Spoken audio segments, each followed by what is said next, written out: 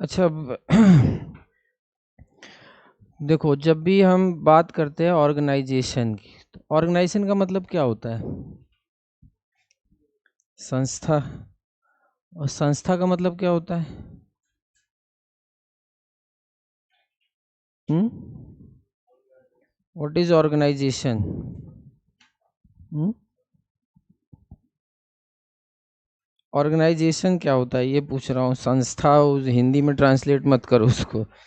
संस्था होता है कि संस्थी होती है, वो मतलब नहीं। हमें चाहिए उसका वो मतलब बताओ, मीनिंग। है।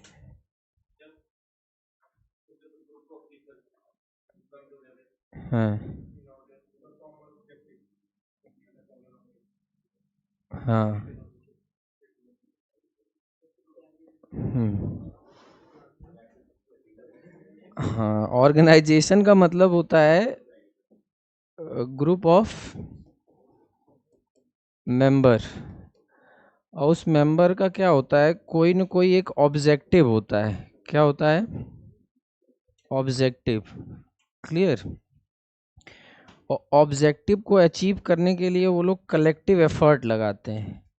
क्या लगाते हैं? Collective effort. अब इसे मान लो कि हम लोग मिलके एक ऑर्गेनाइजेशन बना लेते हैं, ठीक है। और उस ऑर्गेनाइजेशन का नाम रख देते हैं लश्कर ए तैयबा, ठीक है। और हमारा ऑब्जेक्टिव है बम बनाना, ठीक है। और इधर उधर फोड़ते रहना। अरे भाई, नेपाल में जो कांड हुआ है तो कोई ऑर्गेनाइजेशन तो बना होगा ना, ठीक है। कि बताओ, जेनजी उसका नाम ही क्या रखा गया है? Gen Z revolution. मतलब सीधे प्रधानमंत्री को उड़ा दो। कितना बड़ा टारगेट इन्होंने रख लिया है कि सीधे प्रधानमंत्री को ही उड़ाने पहुंच गए।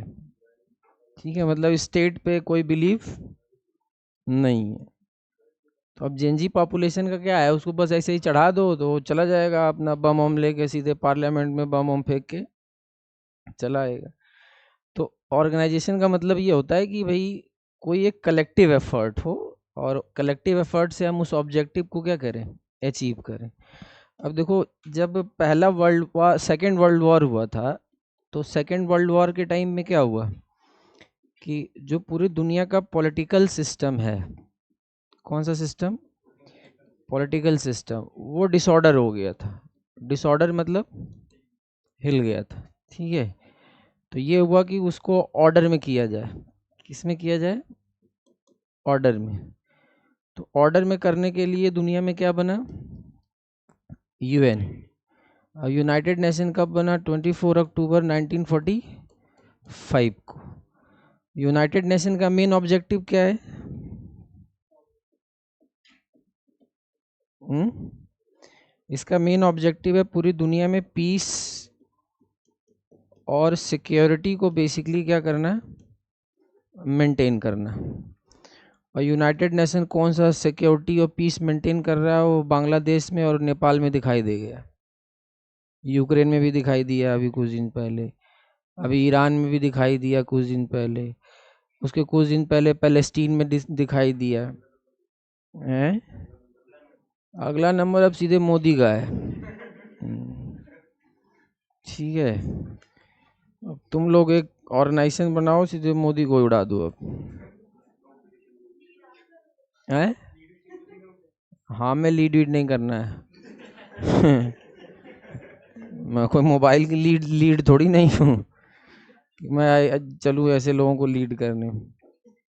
ठीक है, लीडर तुम ही बन जाओ। ठीक है। क्लियर। अब यही क्वेश्चन पूछा जाए कि नेता पैदा होता है कि नेता बनाया जाता है?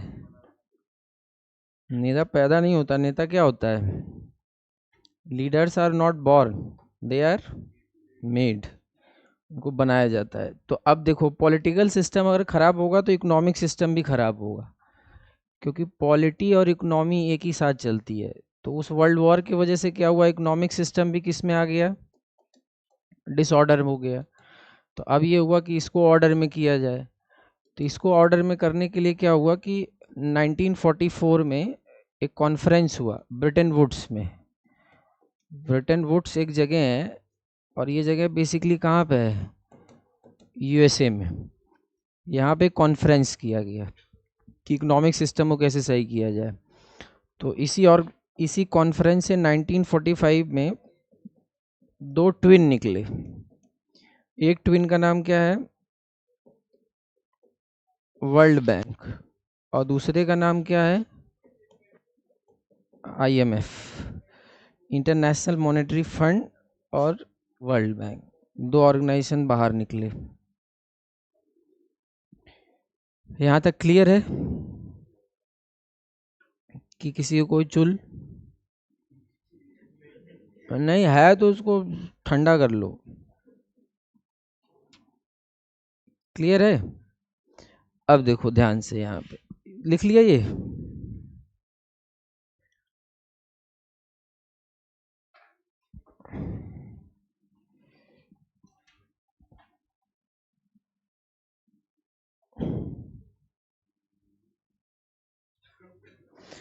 अब देखो क्या हुआ कि, अब ध्यान से देखो, अब अगर मान लो दुनिया को दो भाग में डिवाइड कर दिया जाए, तो एक तरफ कौन से हैं लोग,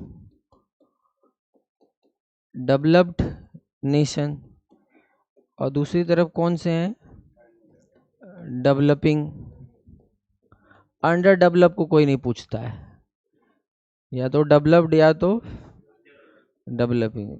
अब कोई सीरिया की बात थोड़ी नहीं करता है, कोई जो है वो नाइजीरिया की या जिम्बाब्वे की बात थोड़ी नहीं करता। मेन तो जो दुनिया में पोल है वो दो ही है, एक डेवलप्ड है, दूसरा कौन सा है, डेवलपिंग। तो देखो जैसे क्या हुआ कि, अब जैसे आईएमएफ की अगर हम बात करते हैं, या किसकी बात करते हैं, वर्ल्ड बैंक की, तो इनके ऊपर ना ज़्यादातर जो इफ़ेक्ट है वो डेवलप्ड नेशन का है। मतलब ये उन्हीं की बात सुनते हैं, आईएमएफ और वर्ल्ड बैंक। तो डेवलपिंग कंट्रियों को ये लगा कि भाई हमारे साथ इंटरनेशनल लेवल पे जाती हो रही है, तो हमें भी कुछ ऐसा ऑर्गेनाइजेशन बनाना चाहिए जो कि इन लोगों को टक्कर दे सके। ठीक है, तो इसमें सबसे ज़्यादा इनिशिएटिव किसने लिया, चाइना ने। और उसने दो बैंक बनाए, ऐसा नहीं कि इसमें इंडिया नहीं है, इंडिया भी है। एक बनाया ब्रिक्स बैंक, और एक बनाया एशियन इंफ्रास्ट्रक्चर इन्वेस्टमेंट बैंक। ठीक है, अब जैसे अमेरिका को किसी भी देश में दखलंदाजी करनी होती है तो डायरेक्टली थोड़ी नहीं करता है, कैसे करता है, वर्ल्ड बैंक के थ्रू या आईएमएफ के थ्रू। अब जैसे देखा भारत पाकिस्तान के बीच में टेंशन हो गया तो आईएमएफ को पैसा दे दिया, आईएमएफ ने पाकिस्तान को क्या दे दिया, तुरंत पैसा भेज दिया। ठीक है, तो वो ऐसे इंटरफेयर करता है, कौन, वर्ल्ड बैंक आईएमएफ के थ्रू किसी कंट्री में जाता है। तो चाइना को भी भाई सुपर पावर की रेस में है, तो उसको भी क्या करना है, अपने आप को दिखाना है कि हम भी पावरफुल हैं, तो उसने भी दो ऑर्गेनाइजेशन बना दिए। ये काउंटर करता है आईएमएफ को, और ये काउंटर करता है वर्ल्ड बैंक। कौन कौन सा, ब्रिक्स बैंक, और हाँ ठीक है, एशियन इंफ्रास्ट्रक्चर इन्वेस्टमेंट बैंक। तो सबसे पहले तो हम लोग देखते हैं इसके बारे में, वर्ल्ड बैंक के बारे में, फिर आईएमएफ के बारे में। तो देखो पहले दोनों में डिफरेंस समझो। जब भी हम आईएमएफ की बात करते हैं और वर्ल्ड बैंक की बात करते हैं, तो ये दोनों इंस्टीट्यूशन जो है वो लेंडिंग इंस्टीट्यूशन है। लेंडिंग इंस्टीट्यूशन का मतलब उधार देने का काम करता है। यार एसी नहीं चलाया हो क्या तुम लोग हैं? नीचे देखो बटन वटन होगी, उसको चलाओ यार, कुछ तो ठंडा करेगा हैं?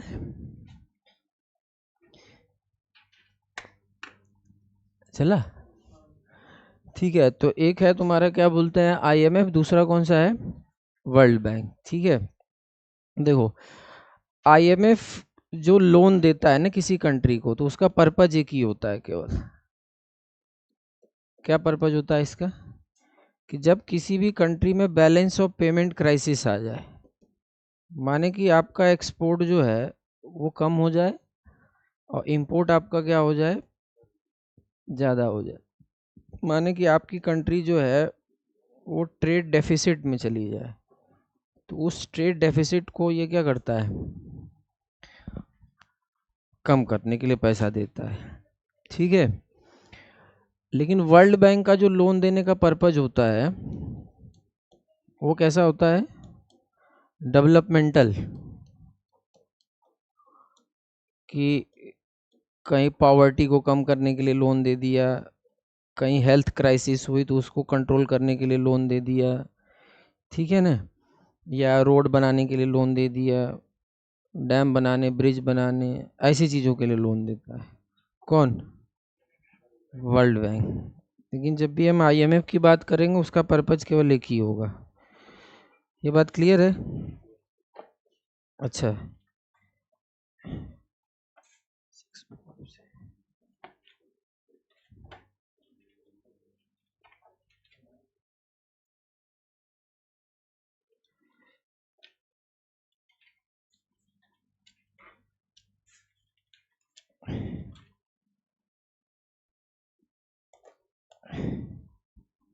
हाँ लिख लिया ये। दोनों का हेडक्वार्टर वॉशिंगटन डीसी में है। कहाँ पे है, वॉशिंगटन डीसी। डीसी मतलब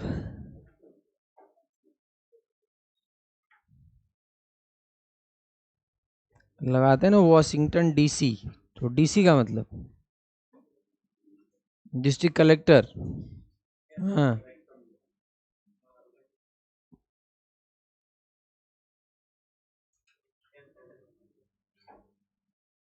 तुम कुछ ज्यादा ही सोचते हो,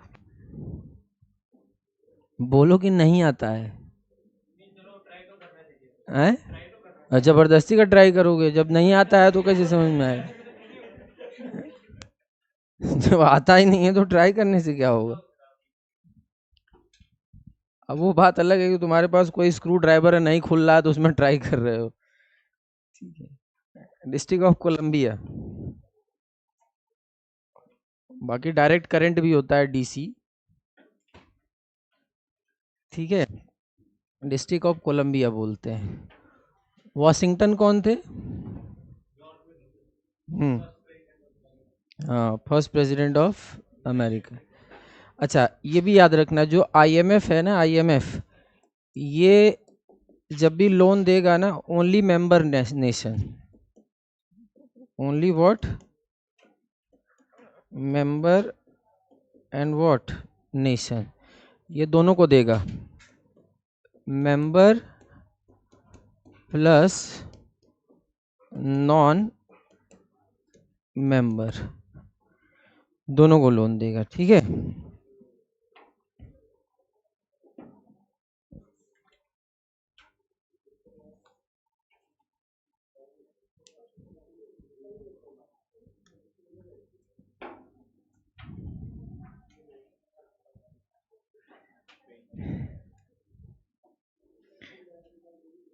मेंबर स्टेट और नॉन मेंबर स्टेट दोनों को लोन देगा, ठीक है। अब लिखो important reports of IMF, important reports of IMF.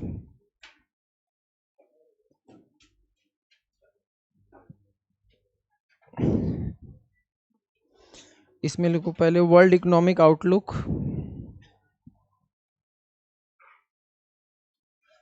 World economic outlook.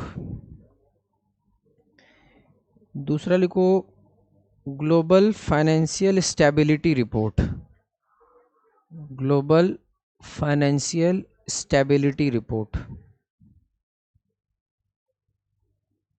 फिर नेक्स्ट लिखो fiscal monitor, fiscal monitor. Next external sector report, external sector report. फिर नेक्स्ट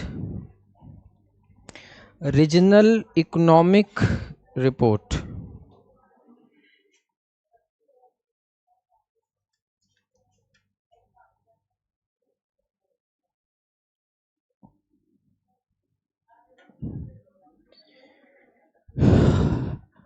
और आईएमएफ से रिलेटेड एक टर्मिनोलॉजी है, उस टर्मिनोलॉजी का नाम है एसडीआर। क्या होता है एसडीआर?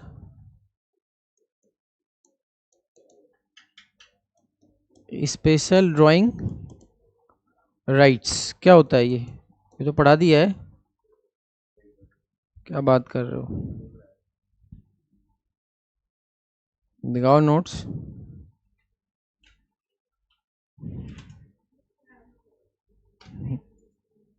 बताओ। तो ये बोलो ना कि तुम आए नहीं थे, कह रहे हो नहीं पढ़ाया था, इसके सामने ही झूठ बोल रहा है। क्या होता है स्पेशल ड्राइंग राइट्स? मोहतरमा बताइए। क्लास नहीं किया था। किसने किसने किया था क्लास? तुमने किया था। क्या होता है स्पेशल ड्राइंग राइट?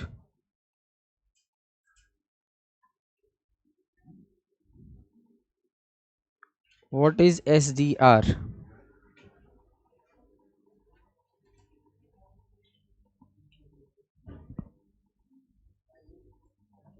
हैं?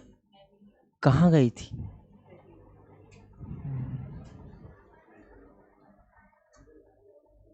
उस दिन टीचर्स डे के दिन देखे कैसे सब जो है कूद रहे थे, ऐसे लग रहा था कि तोड़ के नीचे चले जाएंगे फर्श।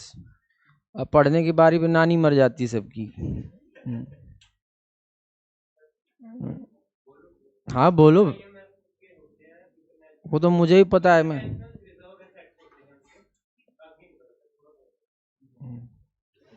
इसको हिंदी में कहावत है।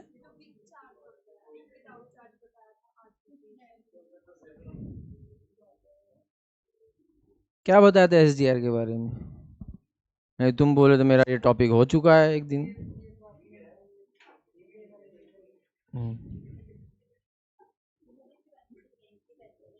कुछ नहीं, तुम लोगों का बस एक सीधा सा फंडा है, 5 किलो खाना है आराम से, है ना, और दोनों टांग ऊपर करके आराम में पीजी में सो रहे हो तुम लोग।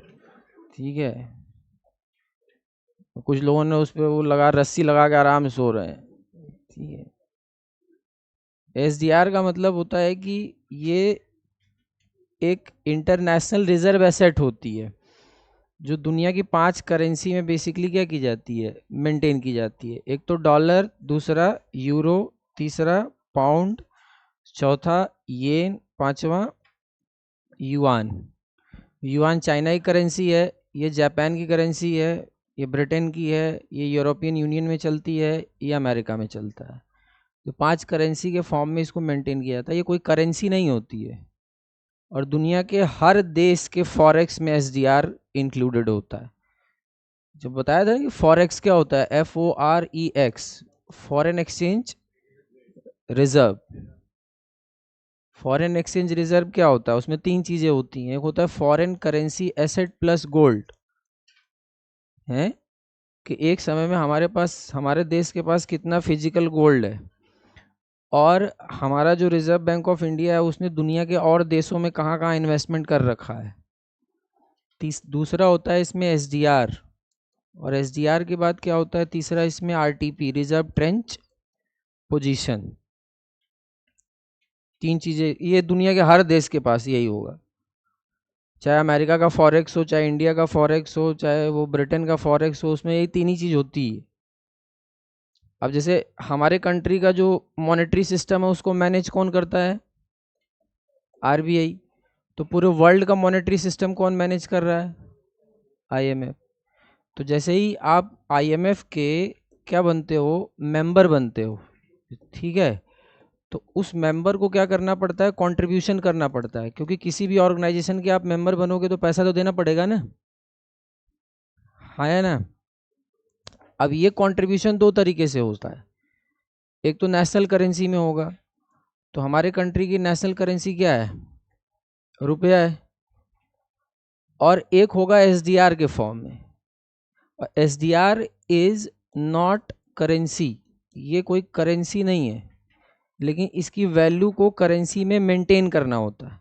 जैसे सोना है, तो सोना कोई करेंसी तो है नहीं, लेकिन जो सोना है उसकी वैल्यू तो रुपए में है ना, कि 10 ग्राम सोना है तो 1 लाख का है या 10 लाख का है, जो भी है उसकी उसमें वैल्यू है ना, लेकिन वो करेंसी तो है नहीं।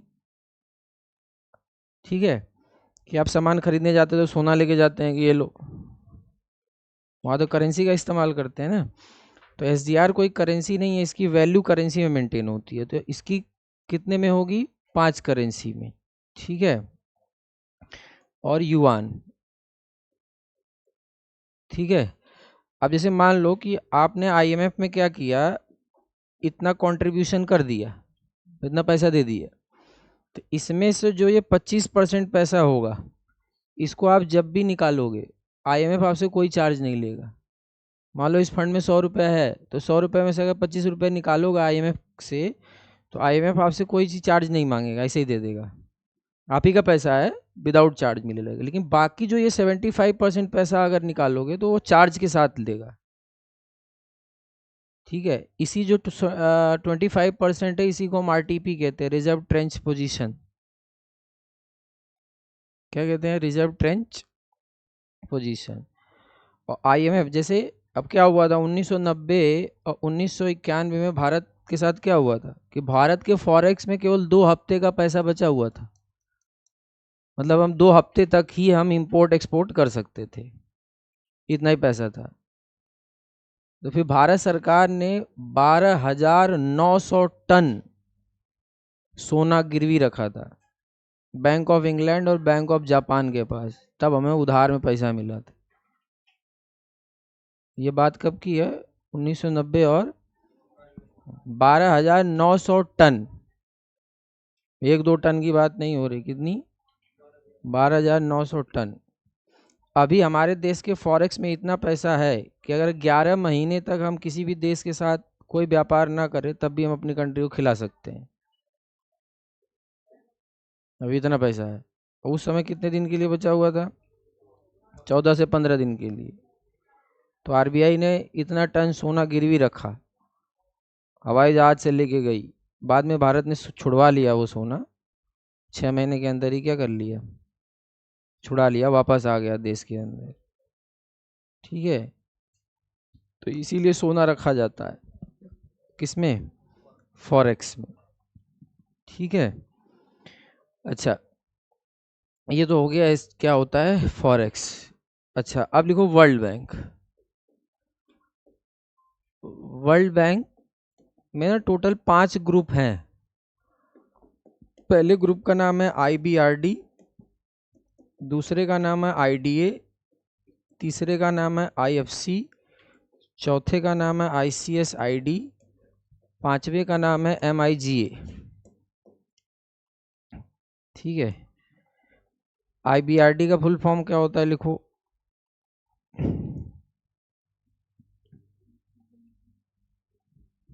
आईबीआरडी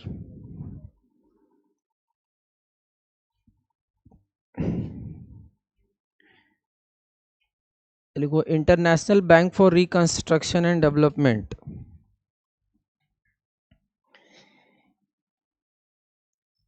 ये 189 ने बन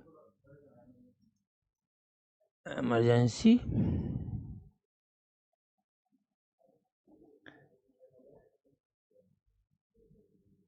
the international bank for reconstruction and development.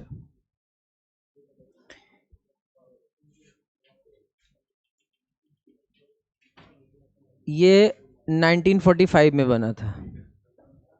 And development, international bank for reconstruction and development 1945। फिर लिखो IDA, the international development, the international development association. ये लिखो 1960 में बना था।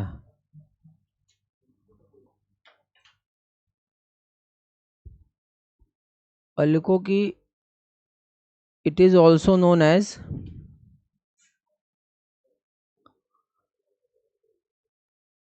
Soft window, SOFT, soft window of world bank, soft window of world bank.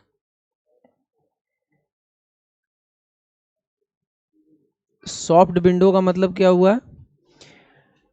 अगर किसी भी देश को यहाँ से लोन मिलेगा तो उस पर ब्याज नहीं देना पड़ता, इंटरेस्ट फ्री मिलता है यहाँ से लोन, केवल प्रिंसिपल अमाउंट देना होता है। मान लो किसी भी देश ने अगर यहाँ से लोन लिया तो उसको बिना ब्याज के क्या करना है, वापस करना है। फिर लिखो IFC, द इंटरनेशनल फाइनेंस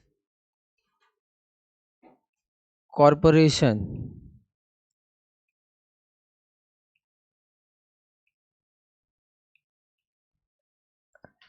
ये लिखो 1956 में बना था। हाँ 1956। ये लिखो कि इट इज ऑल्सो नोन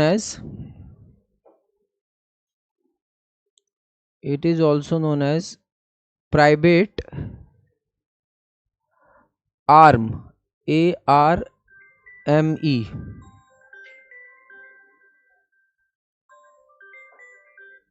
हाँ सर। भाई सर मैं क्लास में हूँ, आप 6 बजे करूँ फ़ोन आपको? हाँ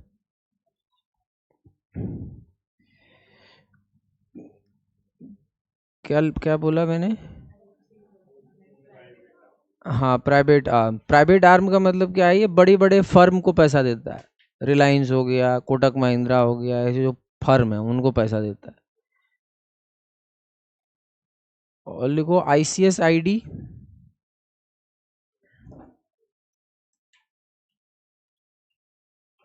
द इंटरनेशनल सेंटर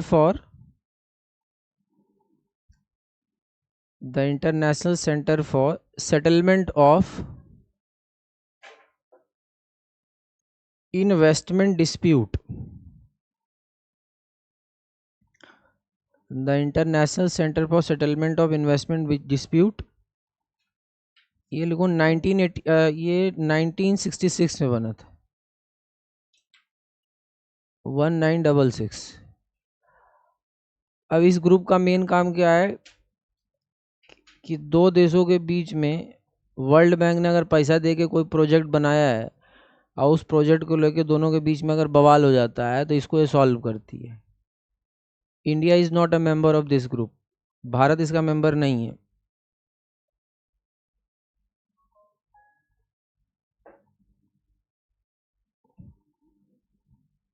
अब कोई ये बता सकता है कि भारत इसका मेंबर क्यों नहीं है?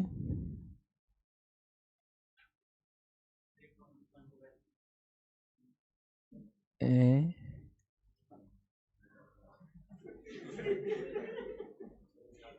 पाकिस्तान से बहुत प्यार है तुमको, हैं? बताओ, भारत इसका मेंबर नहीं है, क्या रीज़न है? हैं? अरे, इसमें हंसने वाली क्या बात है? हम पूछ रहे हैं जनरल चीज़ की। मान लो एग्जाम में क्वेश्चन पूछ ही दिया कि भारत इसका मेंबर क्यों नहीं है, तो क्या आंसर करो?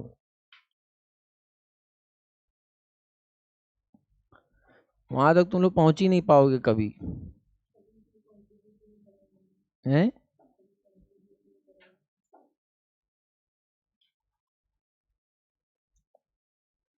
भारत इसका मेंबर क्यों नहीं है, क्या रीज़न है? बाकी सारे ग्रुप का मेंबर है, इसी ग्रुप का मेंबर क्यों नहीं है?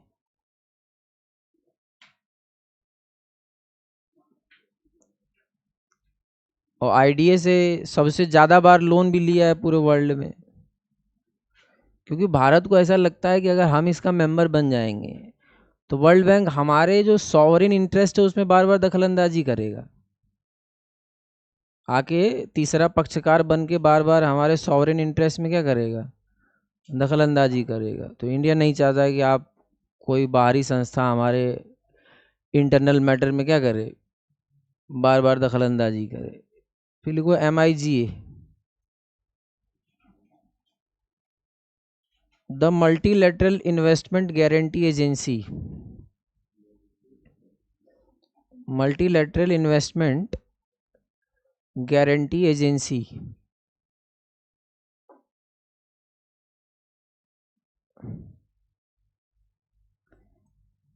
अब ये 1988 में बना था।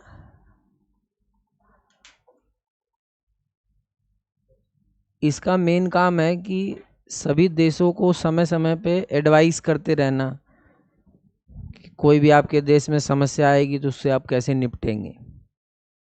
तो ये एक एडवाइजरी मैकेनिज्म बॉडी है, किसकी? वर्ल्ड बैंक की। क्लियर? और सबका हेडक्वार्टर ना वॉशिंगटन डीसी में ही है। अब लिखो important reports of world Bank. Important reports of world Bank. इसमें पहले लिखो वर्ल्ड डेवलपमेंट रिपोर्ट,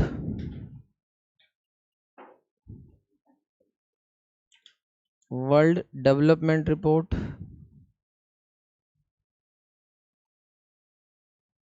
दूसरा Doing Business report.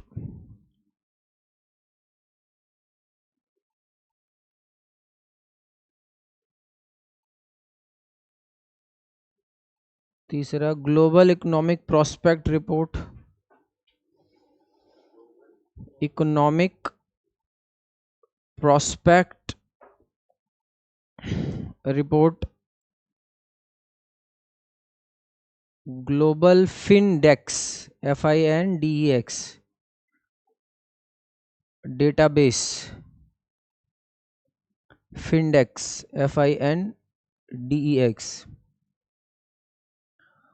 Next poverty and shared SHARED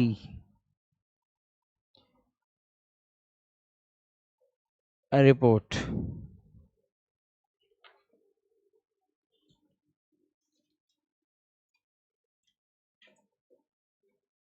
clear?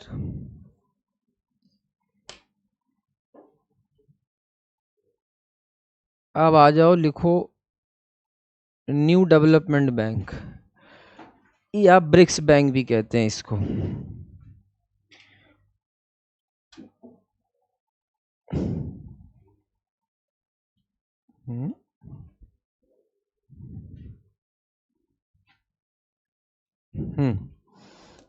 BRICS BRICS Bank, या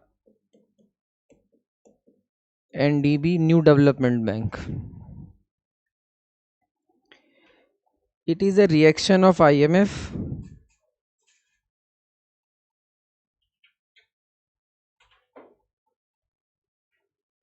कि लोगों को लगा कि जो IMF है उस पर ज़्यादा दबदबा किसका है? जो डेवलप्ड कंट्रियां हैं। तो हम लोग भी इसको काउंटर करते, तो काउंटर करने के लिए इन्होंने क्या बनाया? ब्रिक्स बैंक या न्यू डेवलपमेंट बैंक। ये लिखो 2015 में बना था।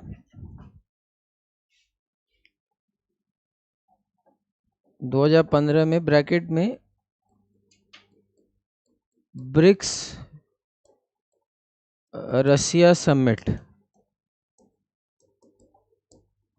जब ब्रिक्स की समिट कहाँ हुई थी? रशिया में, तभी इसको बनाया गया था। अभी हाल ही फिलहाल में ब्रिक्स की समिट कहाँ हुई थी?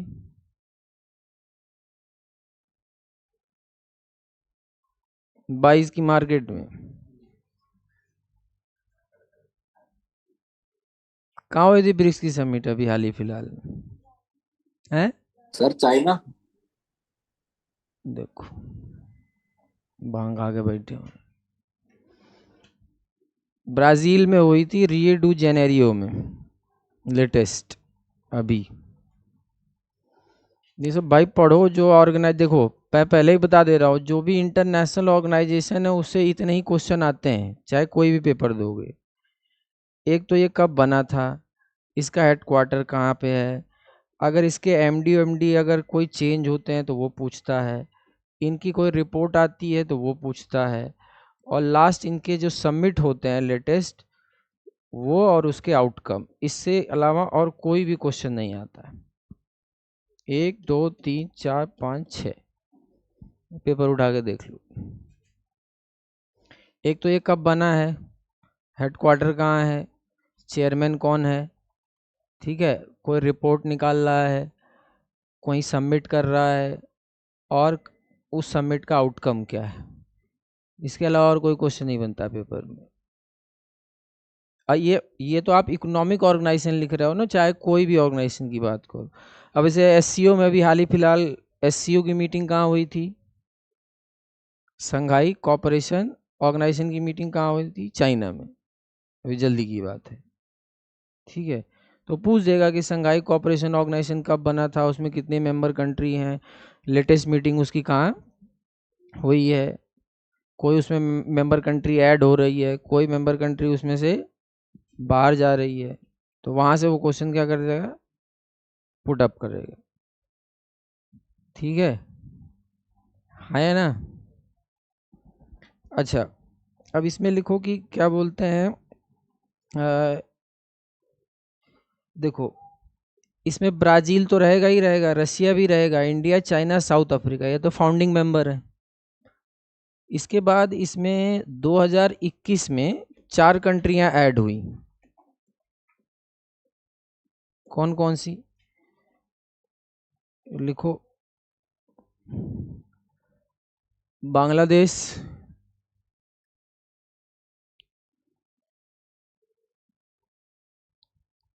यूएई, क्या होता है फुल फॉर्म यूएई का, ठीक। Next Uruguay, URUGUAY, Uruguay. Egypt,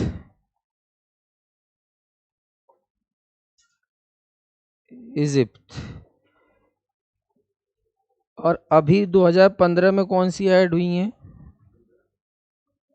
2025 sorry, हम आप ये बुढ़ा हो रहा हूँ मैं भी।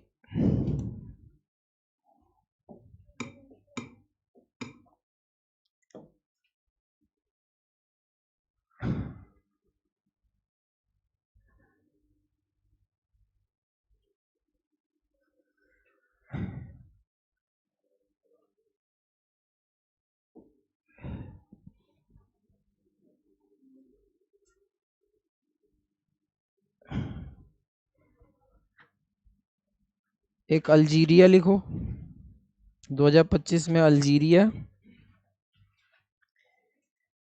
और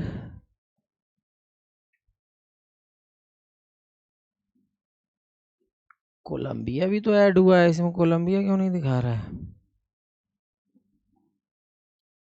कहीं कोलंबिया लिखा है, अल्जीरिया तो लिख ही लो, ऑफिशियल वेबसाइट पे तो इतना ही दिखा रहा है।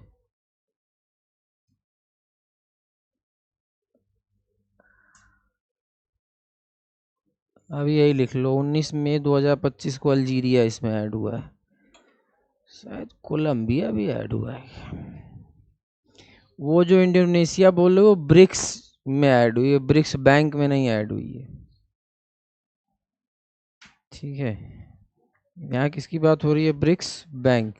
एज पर ऑफिशियल वेबसाइट तो इतनी मेंबर कंट्री हैं 2015 में, ये पांचों, Brazil, Russia, India, China, South Africa, और बांग्लादेश 2021 में, यूएई 2021 में, इजिप्ट 2023 में, और अल्जीरिया 2025 में।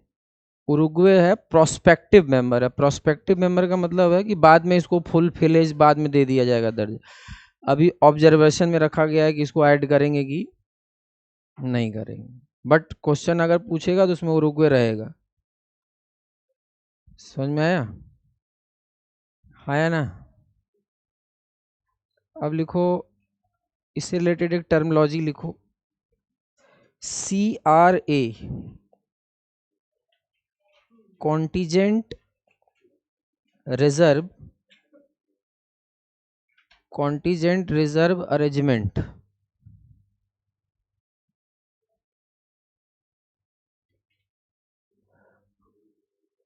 कॉन्टिजेंट रिजर्व अरेंजमेंट,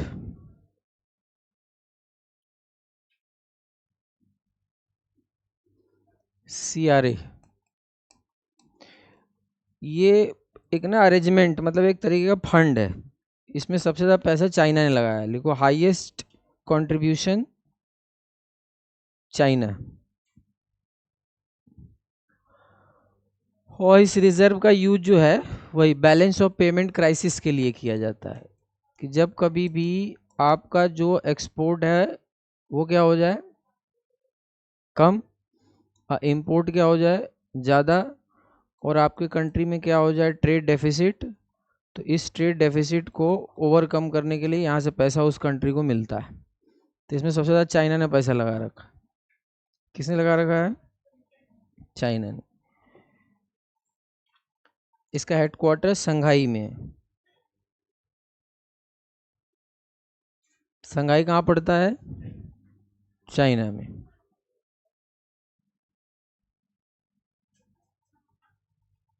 अब लिखो AIIB, Asian infrastructure investment bank.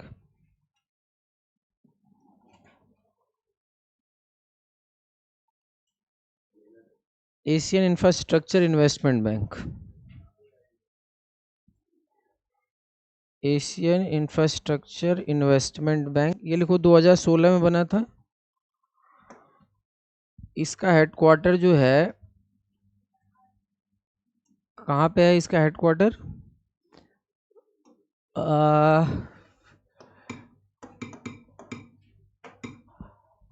लिख लो, क्या बोलते हैं, बीजिंग।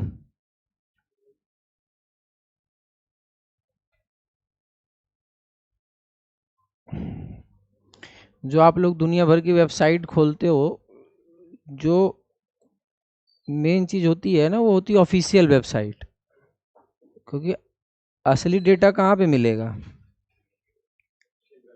Official website. इस पर ऐड भी नहीं आएगी कुछ उल्टा पुल्टा।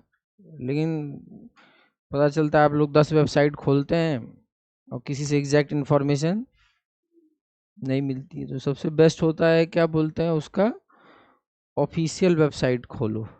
ये अटक गया है।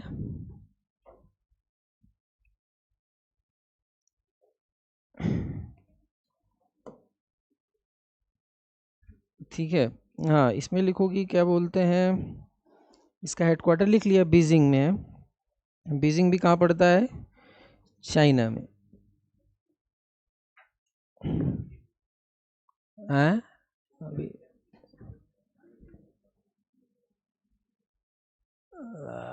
तुम लोग अपने से चेक कर लेना कि इस समय इसमें ये बात लिख लो, इसका अमेरिका और जापान इसका मेंबर नहीं है।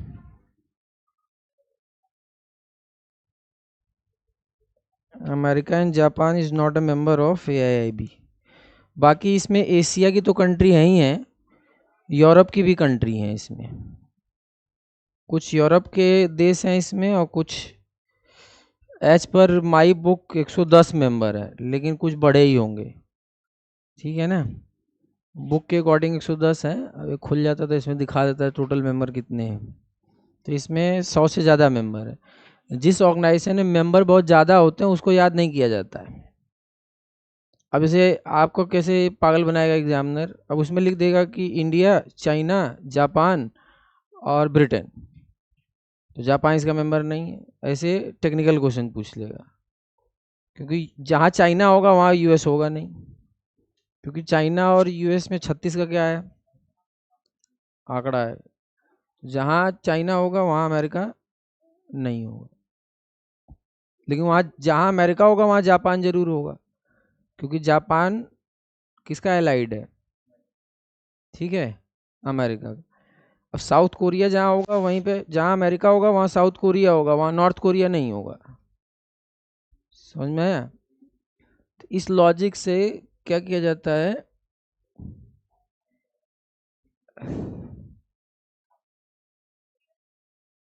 अब ये तो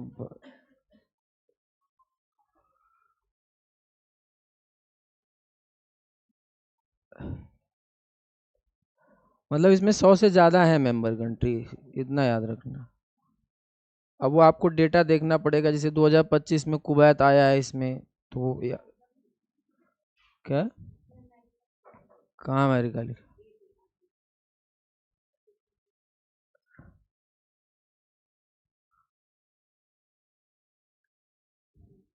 आर्मीनिया लिखा है।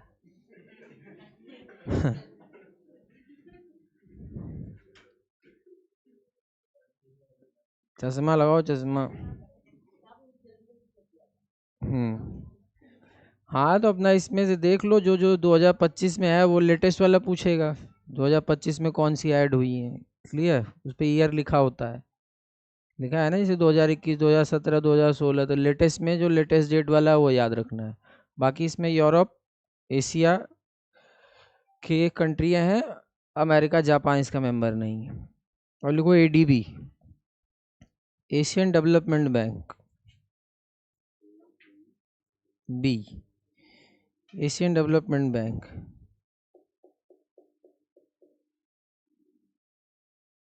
ये 1966 में बना था।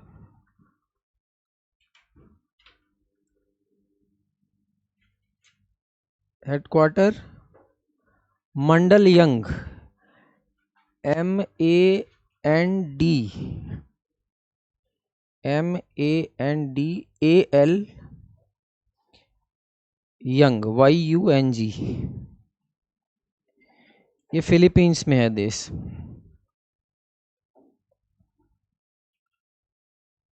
इसमें सबसे ज्यादा शेयर किसका है, जापान का।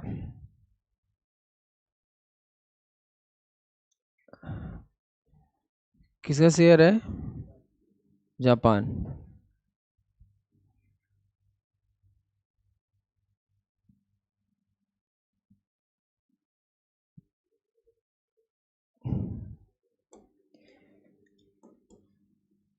अब हेडिंग डालो नेक्स्ट नंबर पे, WTO,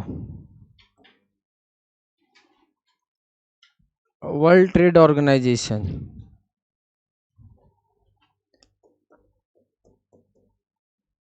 world trade organisation.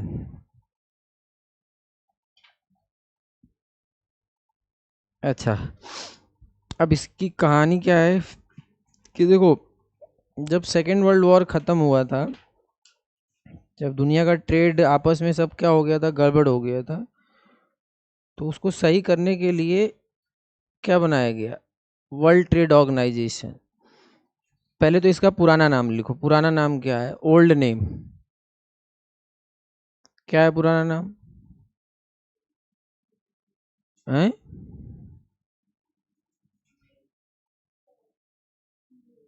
GA,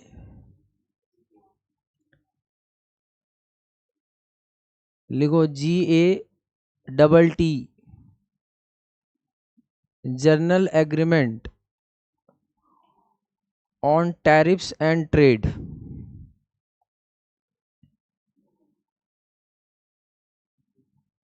journal agreement on tariffs and trade. पहले टैरिफ है फिर ट्रेड है। एग्जाम में फुल फॉर्म भी पूछता है, तो ट्रेड को पहले कर देगा, टैरिफ को बाद में कर देगा, ठीक है, क्लियर। तो पहले टैरिफ है फिर ट्रेड है, याद रखना। इसमें लिखो कि ये 1947 में हुआ था, और उस समय 23 कंट्रियों ने मिलके ये बनाया था।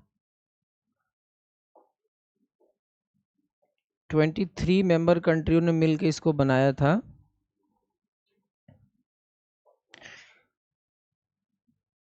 फिर लिखो total 8 round of negotiation, total 8, EIGST, total 8 round of negotiation were held under GATT, GATT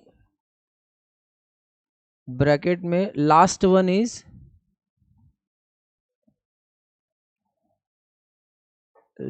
one is Uruguay round, URUGUAY,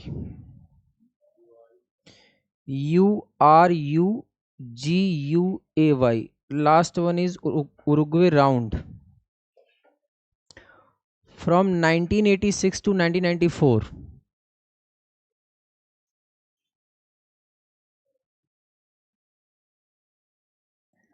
and by Marrakesh Agreement, MARR, Marrakesh, MARRAKESH,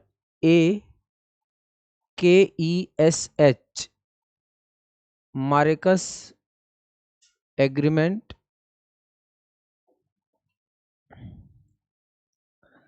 GATT become WTO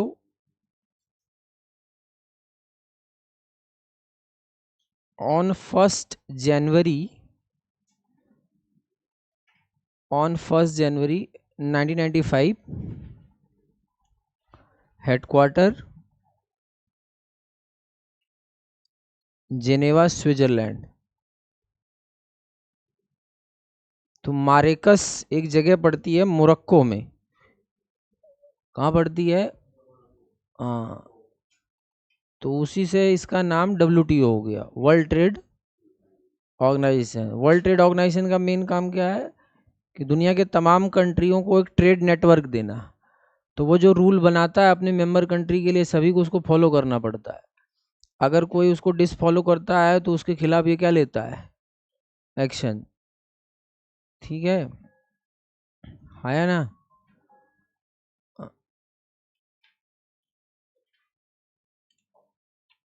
अब इसके कुछ टर्मिनोलॉजी लिखो।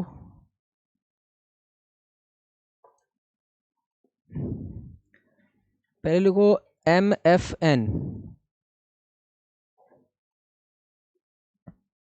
MFN most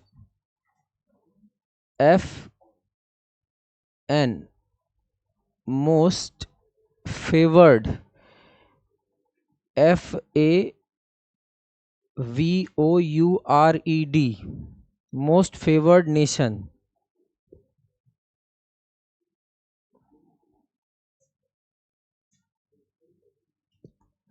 इसके बारे में लिखो अ WTO member, a WTO member should not discriminate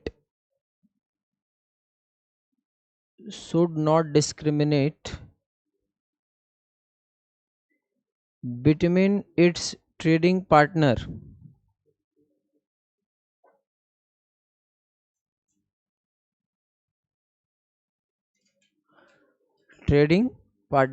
इसका क्या मतलब होता है? जब भी हम बात करेंगे, जैसे ये एक एग्रीमेंट होता है। अब जैसे मान लो ये WTO है, वर्ल्ड ट्रेड ऑर्गेनाइजेशन है। अब इसकी मेंबर कंट्री मान लेते हैं कि पाकिस्तान है, इंडिया भी है और अफगानिस्तान भी है, और मान लो बांग्लादेश भी है। अब इंडिया ने क्या किया कि WTO के फोरम पर इन सारे कंट्रियों को MFN स्टेटस दे दिया।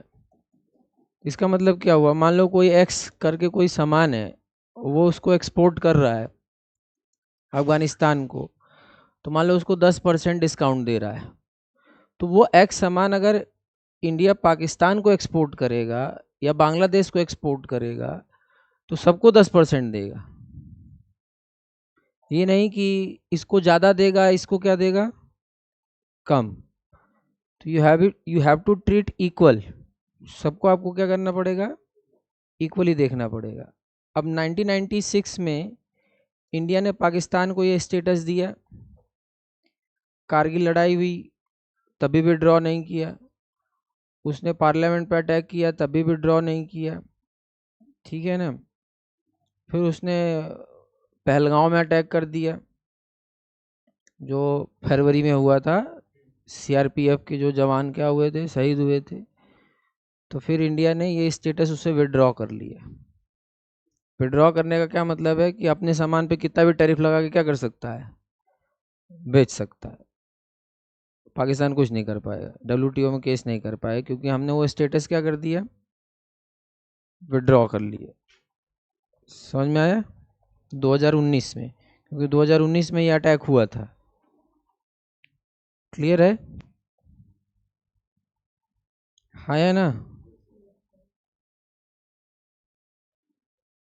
अब लिखो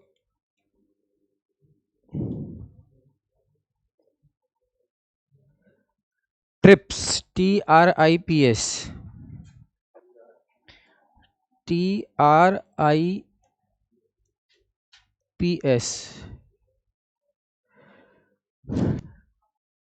ट्रेड रिलेटेड,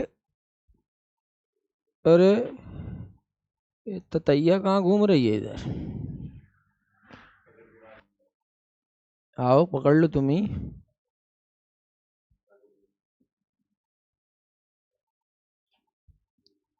क्या लिखा है? Trade related intellectual property rights. अरे यार तुम मेरे ही पीछे मत पड़ो यार, ठीक है।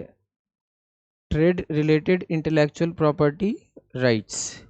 अच्छा, इंटेलेक्चुअल प्रॉपर्टी क्या होता है? Example, what is intellectual property?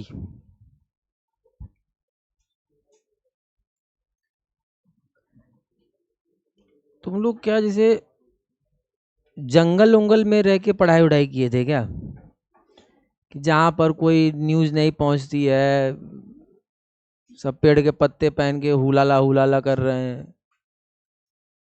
हैं? सर इंटेलेक्चुअल प्रॉपर्टी जैसे पेटेंट वगैरह होते हैं। क्या क्या? पेटेंट्स वगैरह होते हैं, कॉपीराइट वगैरह ट्रेडमार्क। वगैरह क्या होता है? कुछ सर एग्जाम्पल मतलब, हो? हाँ सर यही होते हैं सर, मेरे ख्याल से। यही होते हैं। 50 बार मैंने बोला है कि जब आप बोलो तो ये सब मत बोला करो, मुझे बहुत चिढ़ आती है। सॉरी सर, सर मेरी तीसरी चौथी क्लास ही है सर। हाँ वो बात अलग है, क्लास नहीं, वो अलग चीज़ है। जैसे ये कि आदत खड़बड़ हो जाएगी ना, फिर बाद में कल को कहीं इंटरव्यू में बैठोगे, वो तुमसे कोई क्वेश्चन पूछेगा तो वगैरह वगैरह। Sorry sir. है ना? इसीलिए मना किया जाता है ना कि नहीं बोलने के लिए, सॉरी वाली बात नहीं है इसमें। जी ये सर। आदत बहुत खराब होती है, पता है कि नहीं? जी सर जी। आप जैसे कोई, आपने कोई वर्ड बोल दिया, फिर वो बोल देंगे या वाह हो गया, या कुछ नहीं समझ में आया तो हाथ हिला, हो गया। बोला कुछ नहीं, हाथ हिला दिया, काम हो गया। लिखो एग्जाम्पल इसके, patent, trademark, copyright,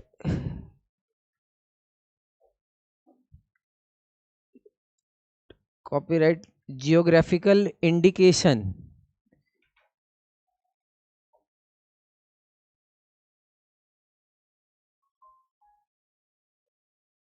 industrial design and trade secret.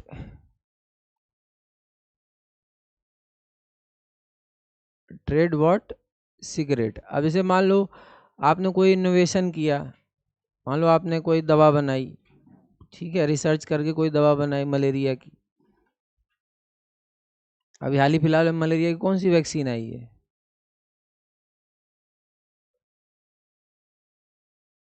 हैं?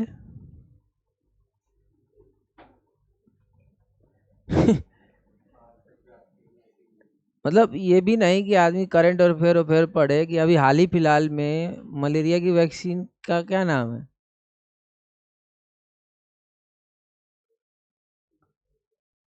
अब भाई गूगल पे भी आप क्या सर्च करोगे, जब आपको कुछ पता होगा तभी तो सर्च करोगे, तो वो अपने मन से तो आगे बताएगा कि नहीं अभी हाल ही फिलहाल में मलेरिया की नई वैक्सीन आई है। अच्छा, मलेरिया कौन से मच्छर के काटने से होता है? वो तो सभी को पता है, फीमेल ही काटती है, मेल तो काटते नहीं है। उसका नाम क्या है? एनाफिलीज। और डेंगू कौन से मच्छर के काटने से होता है?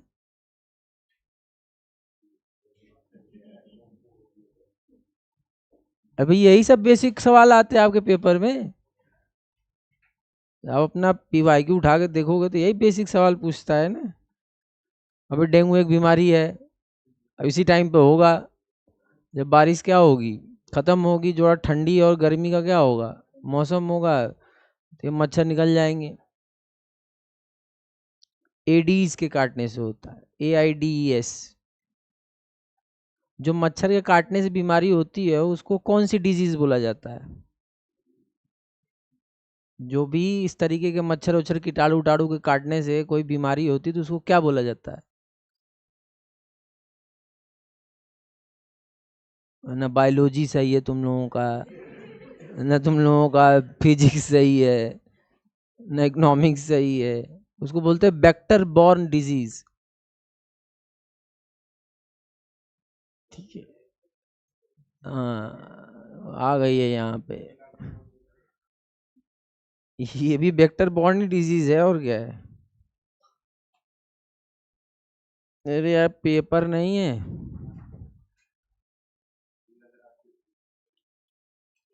मतलब बहुत बड़ा पेपर दिए हो, इससे मैं उसको मारने जाऊँ है।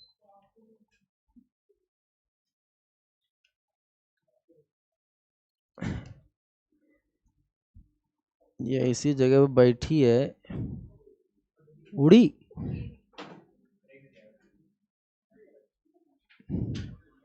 हत्या करो इसकी यार। अरे साला, एक तो मुझे खुद ही पैर में चोट लगी, आगे नहीं।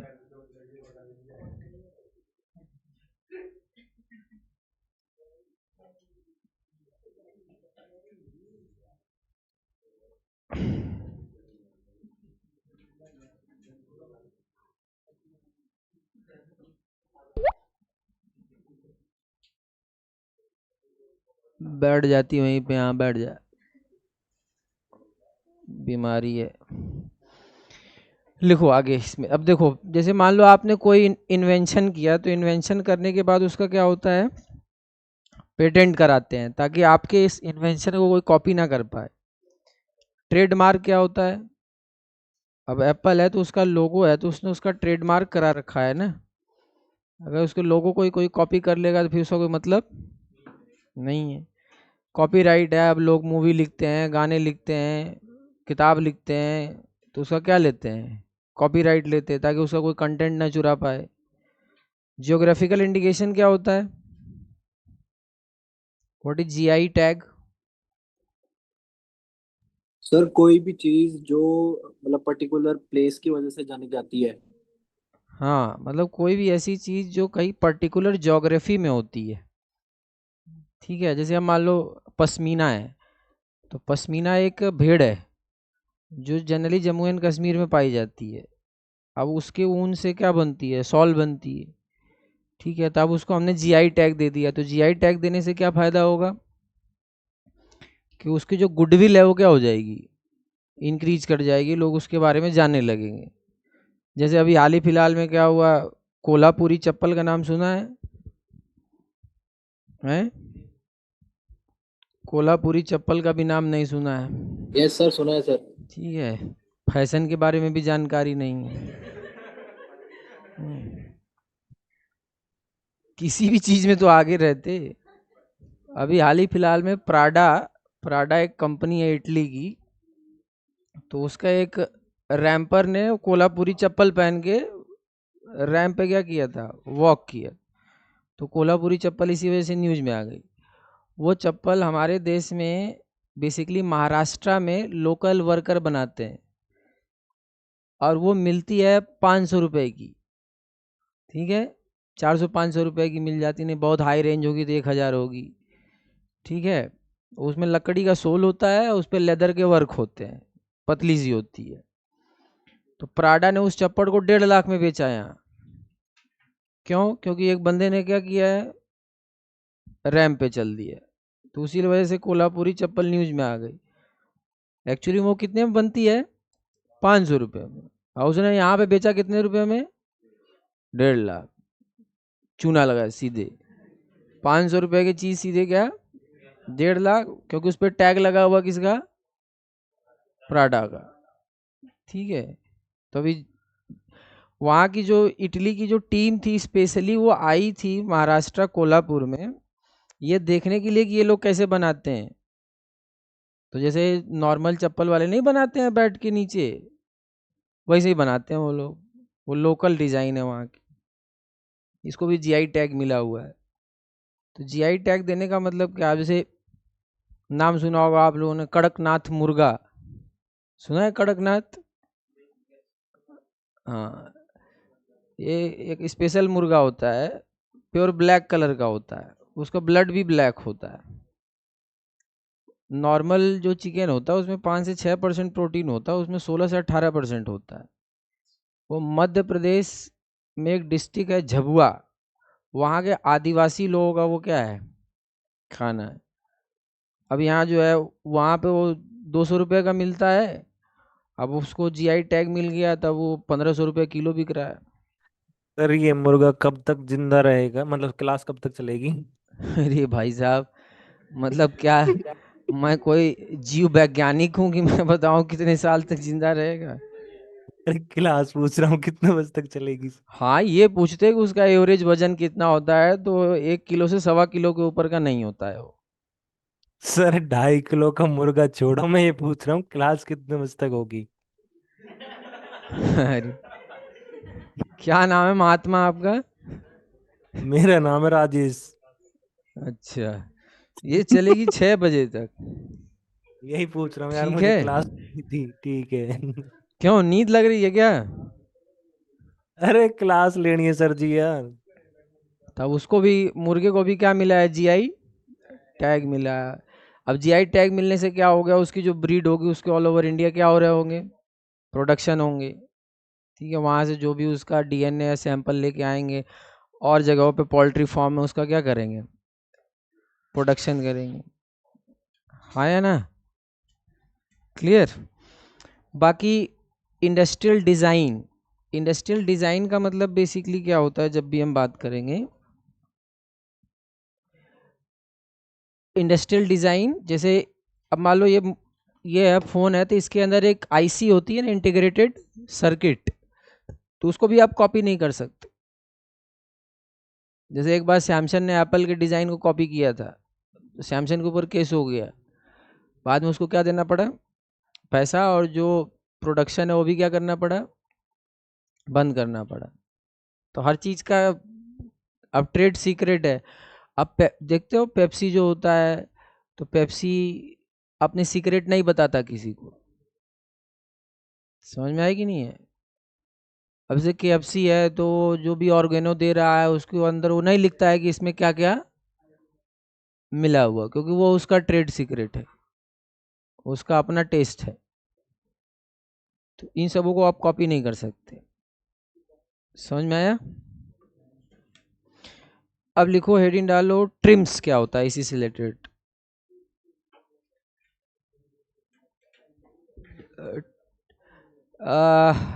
TRIMS, ट्रिम्स। लिखो, trade related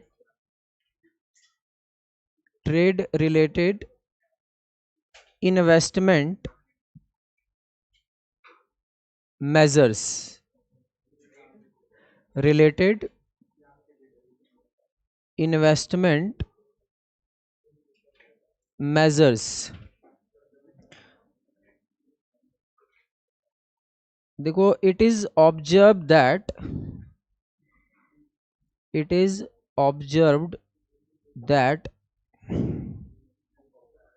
certain investment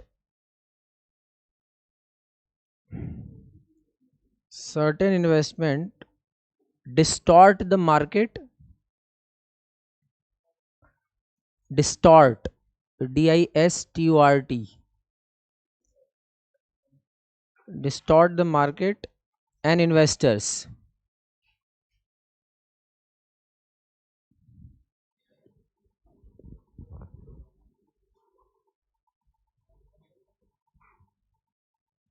And what? Investors. TRIMS recognize the measures. TRIMS recognize the measures to overcome measures to overcome such issues. क्या हो, तुम लोग जाना है क्या? हैं? ज्यादा ज्ञान मिल गया क्या आज? चलो देखो, अब जैसे बहुत से ऐसे इन्वेस्टमेंट होते हैं जो किसी दूसरी कंट्री में किए जाते हैं, वहाँ के इन्वेस्टर्स को क्या करने के लिए, परेशान करने के लिए। तो उसको ये WTO का जो ये ऑर्गन है उसको रिकॉग्नाइज करता है, उस प्रॉब्लम को दूर करता है। समझ में आया? फिर लिखो gets, GATS,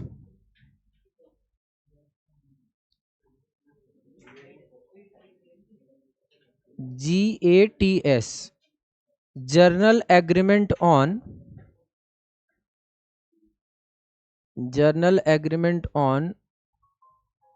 trade in services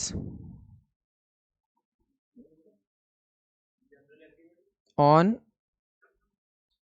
trade in services,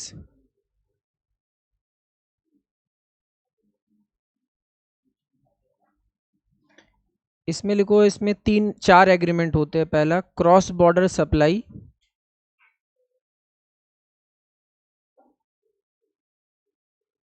उसके ब्रैकेट में लिखो क्रॉस बॉर्डर सप्लाई के ब्रैकेट में बीपीओ, ट्रांसपोर्टेशन, हाँ transportation, distance education and learning etc, distance education and learning. फिर दूसरा लिखो local delivery of services, local delivery of services by foreign banks, local delivery of services by foreign banks and insurance companies।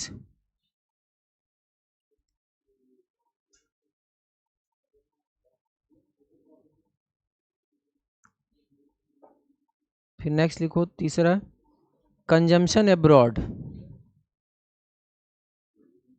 Consumption abroad includes services availed by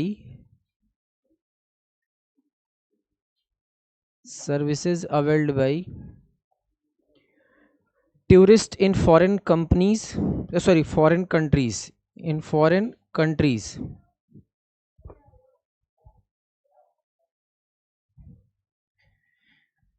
फिर लिखो movement of personal, movement of personal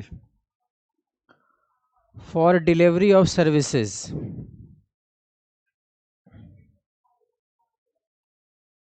तो ये जो सारी चीजें एक दूसरे देश के बीच में होती हैं उसका एक एग्रीमेंट होता है डब्ल्यूटीओ में, कि कल को अगर कोई भी डिस्प्यूट हो तो उस मैटर को क्या किया जा सके, सॉल्व किया जा सके।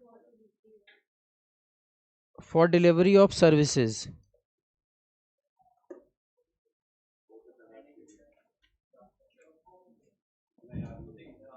एक हेड डालो एग्रीमेंट ऑन एग्रीकल्चर,